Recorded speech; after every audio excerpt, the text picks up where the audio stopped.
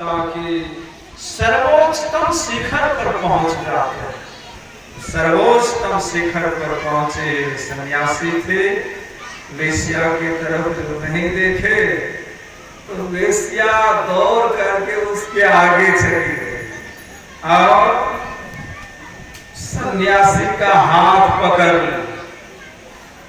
जो इस मार्ग से चलता है और बिना देखे मुझको नहीं जाता है, आप कैसे हैं जो तिरछी निगाह से भी मुझको नहीं देखे। जबरदस्ती सन्यासी के हाथ को पकड़ करके लेते चले आए और एक मंजिला में गए। प्रथम फ्लोर, दूसरे, तीसरे, चौथे, पांचवें, छठे, सातवें मंजिल पर लेकर चली गई और वो कहती है कि किस सुख के पीछे पड़े हो तुम, मेरे साथ रहो, मैं तुमको एक अनुपम सुख का आनंद दिलाती हूँ। सन्यासी कहता, देखिए भोग की वस्तु सामने में है, भोग की वस्तु कह रही है मुझको भोगो। विश्व योग गुरु स्वामी रामदेव जी महाराज कहते हैं कि नारी भोग की वस्तु नहीं है, वह पूजा की वस्तु है। यत्र नारी पूज्यन्ते तत्र देवता रमन्ते। जहां नारी की पूजा होती है वहां देवता रमन करते हैं। सन्यासी कहते हैं उस वेश्या से बहाना, तुम्हारी अंतरात्मा मुझको नहीं पुकार रही है, तुम्हारे अंदर की जो काम वासना है वह मेरी सुंदरता को देखकर पुकार कर रही है। जिस दिन तुम्हारी अंतरात्मा मुझको पुकारेगी उस दिन मैं तुम्हारे स्कूटी पर चला आऊंगा। अभी जाने थे। और सन्यासी को लाख पकड़ती रही। सन्यासी उसके हाथ से अपने हाथ को छुड़ाते हुए सातों मंजिल से नीचे होते हुए निकल गया, चले गए। 3 दिन के बाद उस वेश्या को कुष्ठ रोग हो गया पूरे शरीर में। जबकि राज वेश्या थी, राजा के पास नहीं हो जाती। जब कुष्ठ रोग हो गया पूरे शरीर में, डॉक्टर से उसकी जांच हुई। जानते हैं पूरे शरीर में पिल्लू फड़ गया, गलित कुष्ठ रोग, मांस गल गल करके गिरने लगा। कर्म का फल देखिए, बोले लखन मधुर मृदुवाणी, ज्ञान विराग भक्ति रसानी, काम न को सुख दुख कर दाता, निज कृत कर्म भोग सुन भराता। कि कर्म कैसा है, पाप कर्म। गुरु महाराज कहते हैं कि शुभ कर्म करने वाले को, पुण्य कर्म करने वाले को पुण्यात्मा कहते हैं, अशुभ कर्म करने वाले, पाप कर्म करने वाले को पापात्मा कहते हैं। जो अधिक से अधिक पुण्य कर्म करते हैं उसको भले लोग कहते हैं, जो भला आदमी है। और जो अधिक से अधिक पाप कर्म करते हैं उसे बुरा आदमी कहते हैं। तो सन्यासी तो चला गया।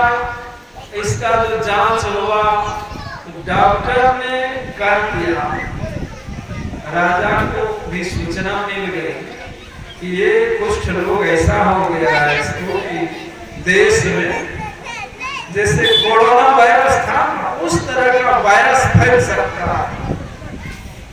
राजा तुरंत आदेश कर दिए कि इस वेश्या को राज से बाहर किया जाए।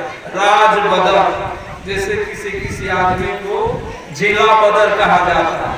भारत के जो अभी गृह मंत्री हैं अमित शाह जी, सुप्रीम कोर्ट के प्रधान न्यायाधीश ने एक बार फैसला सुनाया था कि अमित शाह को देश बदल किया जाए, देश से निकाल दिया जाए। लेकिन दुर्भाग्य है कि वैसे लोग देश के गृह मंत्री बने हुए हैं। बंधुओं, साधु उचित बात कहने में पीछे नहीं हटता। संत शिशु बाबा कहते थे, बड़ा दिल बहल साधु कहे। चले गए और राजा उस वेश्या को देश से बाहर कर दिए। दूसरे देश में एक आम की बगीचा में पड़ी हुई है। देखिए कितने लोग उसके साथ सुख भोग करते थे, विषय सुख का आनंद लेते थे, लेकिन आज राजा भी उसका नहीं है, राजा भी नहीं है उसका। वो अंतर आत्मा से उस सन्यासी की पुकार कर रही है, जिस सन्यासी की हाथ को जबरदस्ती पकड़ करके 7 मंजिला मकान पर ले गई। सन्यासी की जैसे याद की, वो तो पहुंचे हुए सन्यासी थे, वैसे ही सन्यासी अपने बहुत बड़े कमंडल में सुसुम गरम जल लेकर के आए और वेश्या के पूरे शरीर पर से कपड़ा हटा करके पवित्र कपड़ा को उस जल में भिगा भिगा करके पूरे शरीर के घाव को साफ करने लगे, पिल्लों को निकालने लगे, कीटाणु सब। 3 महीने उसके पास रहकर सन्यासी उसके पूरे शरीर का जो है घाव को साफ करते रहे। 3 महीने में वो पूर्ण स्वस्थ हुए। भगवान बुद्ध कहते हैं कि किसी भी अस्वस्थ मनुष्य की सेवा करना वो बुद्ध की सेवा करना है। वो सन्यासी घृणा नहीं किया। कहते हैं कि पाप से घृणा कीजिए, पापी से घृणा नहीं कीजिए। स्वामी विवेकानंद जी महाराज को विश्व धर्म सम्मेलन के मंच पर पूछा गया था कि वेश्याओं के प्रति आपका क्या विचार है।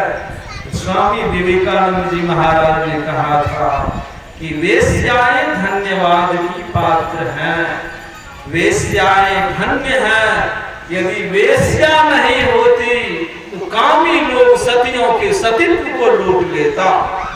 वेश्याएं धन्य है कि सतियों के सतीत्व की रक्षा हो रही है।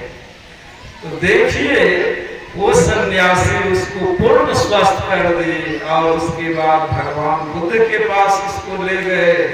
भगवान बुद्ध से दीक्षा दिलाए।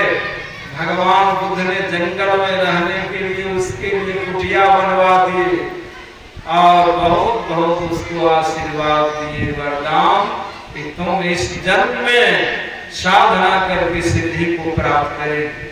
सब पाप करके तो देख ली थी ना कि अब कुछ करना बाकी नहीं था। सीधे परमात्मा की तरफ उसकी गति हुई, साधना की तरफ, और इसी जन्म में वो साधना में सिद्धि को प्राप्त कर।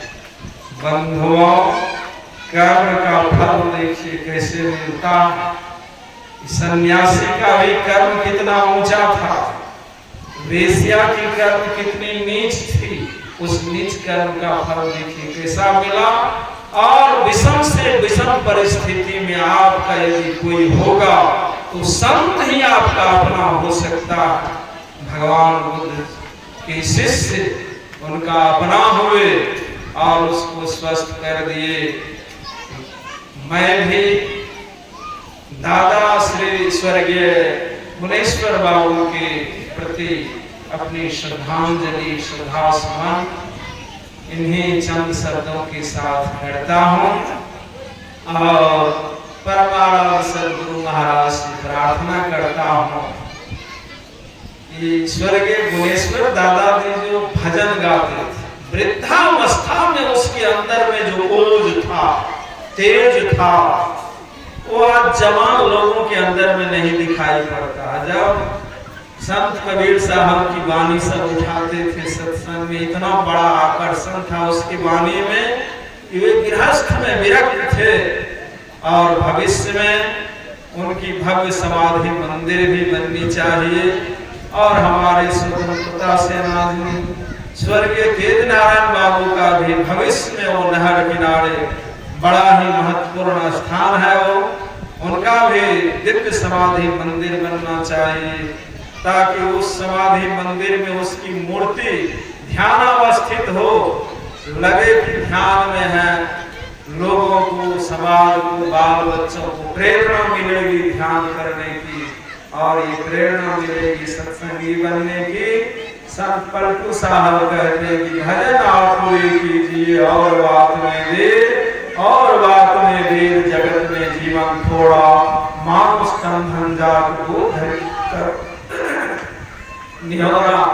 संत पलटू साहब जैसे पैर पकड़ करके निहोरा करते हैं, प्रार्थना करते हैं, निवेदन करते हैं, उसी प्रकार मैं भी आप लोगों का पैर पकड़ करके प्रार्थना करता हूँ, निहोरा करता हूँ, निवेदन करता हूँ, विनती करता हूँ कि जरूर सप्ताह में सब दिन नहीं तो एक दिन जरूर प्रत्येक शनिवार को आश्रम में सत्संग में ध्यान में भाग लीजिए। आपका परम कल्याण होगा और बहुत बहुत आपको चैन सुख शांति की प्राप्ति होगी।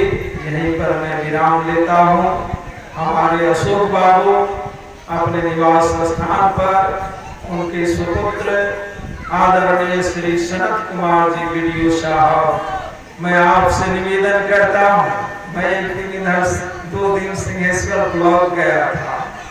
बंधुओं वीडियो लोग 4 व्हीलर में से उतर करके चैम्बर में जाते हैं, चैम्बर में से उठते हैं तो 4 व्हीलर में बैठते हैं। वीडियो को ये पता नहीं है कि मेरा ब्लॉक का कैंपस कैसा, मतलब इतना कचरा भरा है कैंपस में, भवन सब में, कला भवन सब में, वर्णन नहीं। आप ऐसा वीडियो बनिए कि आपका ब्लॉक का कैंपस लगे इंद्रासन है, आपके ब्लॉक का कैंपस लगे कुपा घाट आश्रम है, और आप ऐसे जज्बा वाले वीडियो बनिए।